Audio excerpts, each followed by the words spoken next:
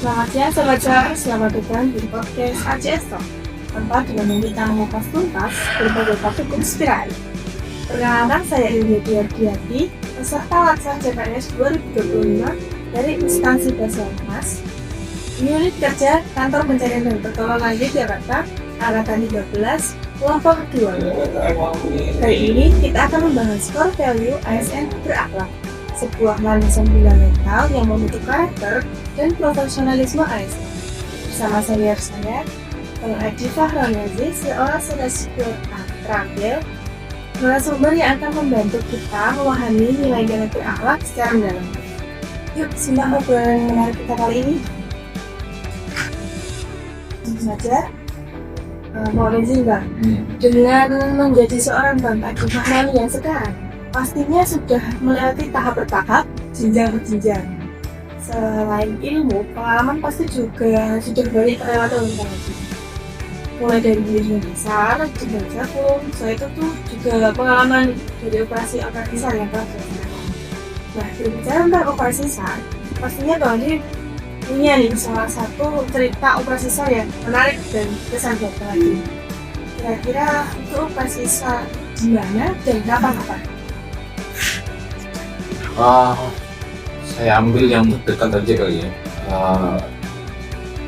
2024 di bulan Desember akhir itu ada satu hari kami menerima informasi dan rekan-rekan pemirsa kalau ada satu orang anak yang terbawa arus, informasinya hilang.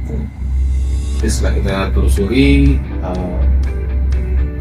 dan bisa kita pastikan anak itu memang jatuh ke sungai setelah terlihat dari sini. Yang bikin berkesan adalah sebenarnya ini berkesan dalam artian yang kurang puas. Nah memang pelaksanaan operasi SAR waktu itu selama 7 hari dan akhirnya ada kita yang tidak bisa dilakukan. Nah banyak faktor di situ waktu itu pada saat di lokasi itu memang ada pertunjukan kondisi sungai yang gede, jadi airnya besar sekali. Di 3 hari pertama untuk dulu yang kesulitan yang saya tidak bisa lupakan adalah sampai dengan hari itu kita tidak bisa menemukan survivor dan rasa menyesal tadi. Jadi apa yang sudah kami lakukan selama 7 hari itu enggak maksimal kami kali seperti itu. Jadi ya salah satu operasi SAR yang akan sulit saya lupakan. Mungkin saya sebagai seorang ayah, seumuran anak saya kalau ingat ya hanya sedih, tapi ya itu pelajaran itu yang harus bisa kami ambil dari kegagalan itu supaya ke depan kami tidak gagal lagi. Gitu. Kalau benar itu di sungai mana? Itu Sungai Opok.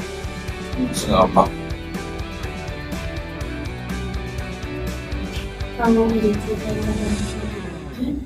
saya menganalisis pasti nggak cuma kesana saja ya. Oh iya. Melakukan pemisahan. Itu kira-kira dari informasi atau apa saja? Oke. Di situ banyak ya. Ada Damkar Bantul, kemudian PRC Bantul, kemudian rekan-rekan potensi SAR lain, komunitas relawan itu banyak sekali itu. Di hari pertama saja itu hampir kurang lebih 150 di posko. Jadi ada kurang lebih sekitar 150 orang yang ikut andil di operasi pencarian waktu itu. Kalau banyaknya saya nggak bisa sebutin satu-satu nama-nama komunitasnya karena ketika kita melakukan operasi sar, kita masih melepaskan bendera masing-masing. Jadi kami memiliki adalah sagam. Jadi di dalam sagamnya itu ya kami satu tujuannya itu untuk menentukan si survival. Memang ada ya kalau kurang lebih seingat saya ada 20 sampai 30 komponen yang terlibat di dalam.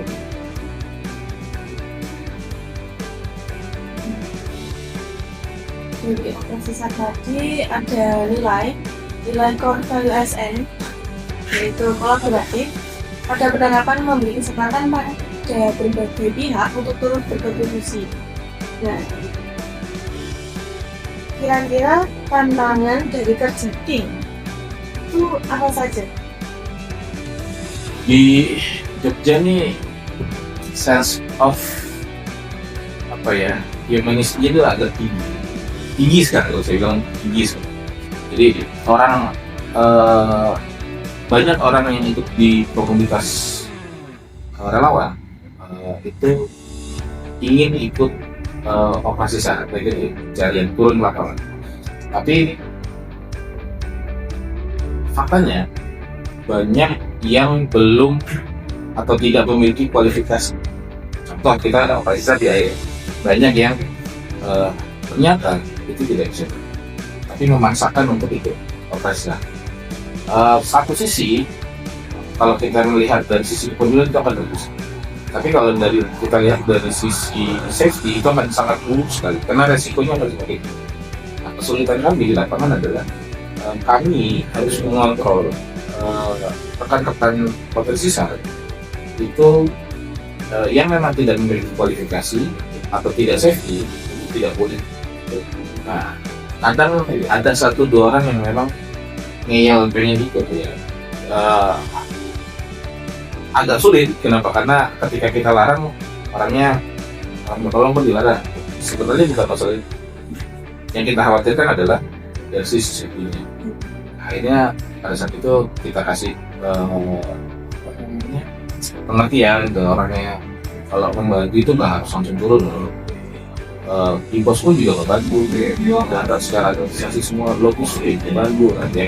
Hal-hal yang seperti itu yang memang kita harus lebih sabar dengan teman-teman potensial, karena majemuk sekali dalam artian terlalu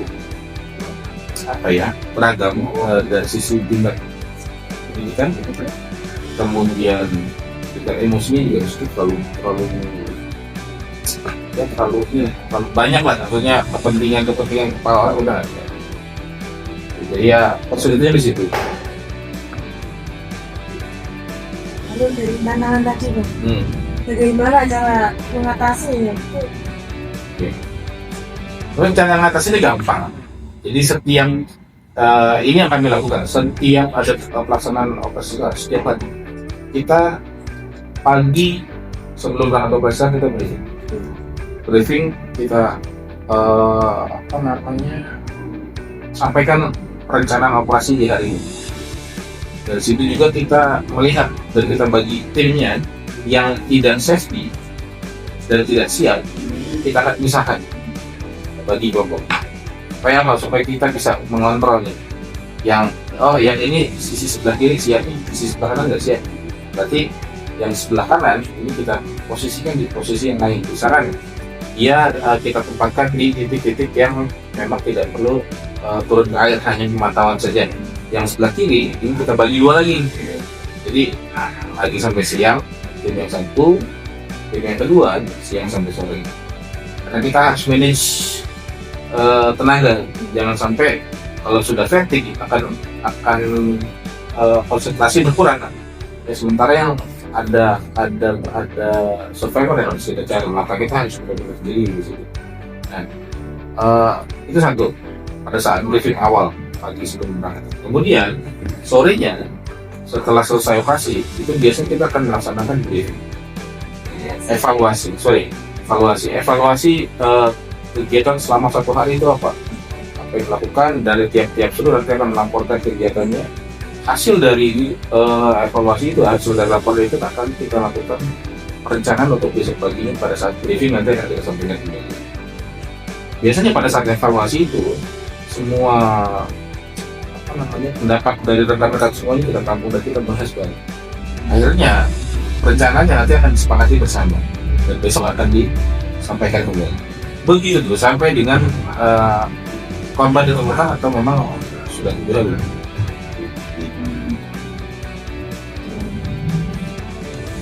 Ya, tanya terakhir nih. Pesan untuk calon ASN muda yang ingin berkontribusi melalui portfolio ASN. Oke. Pesan untuk adik-adik saya, manfaatkan waktu sebaik mungkin. Waktu itu sebenarnya investasi yang tidak bisa diulang kembali. Lakukan dengan penuh keyakinan, penuh sukacita, perdomani core value ASN, sehingga ke depan pada saat nanti teman-teman semua nanti masuk ke dalam lingkungan operasi saham, teman-teman bisa mengimplementasikan apa yang sudah teman-teman persiapkan dari sekarang. Justru yang akan kalian hadapi kenyataannya adalah nanti, bukan di sini. Di sini hanyalah persiapan kalian untuk masuk ke dunia sebenarnya, sehingga kalian bisa berinteraksi dengan rekan-rekan kita di lapangan nantinya, saling menjaga sehingga koordinasi dan hubungan yang sudah terjalin ini akan semakin erat dengan adanya kalian ini. Ini itu sih saya, jangan patah semangat terus. Usaha ini tidak akan menyertai itu aja. Baik, itu tadi perbincangan kita tentang portfolio ASN berakhlak bersama Bang Haji Fahmi. Terima kasih banyak Bang sudah berkenan menjadi narasumber saya hari ini. Semoga kita bisa ngobrol bareng senior ya. Ilmu dan pengalaman itu jauh belum ada apa-apa ya Bang untuk saya. Terus buat pendengar acara, saya mau undur diri. Sampai jumpa di lain hari. Selamat siang, salam satu jiwa, satu rasa, Hasanas, biar traveling. Tapi kenal, jangan samudera.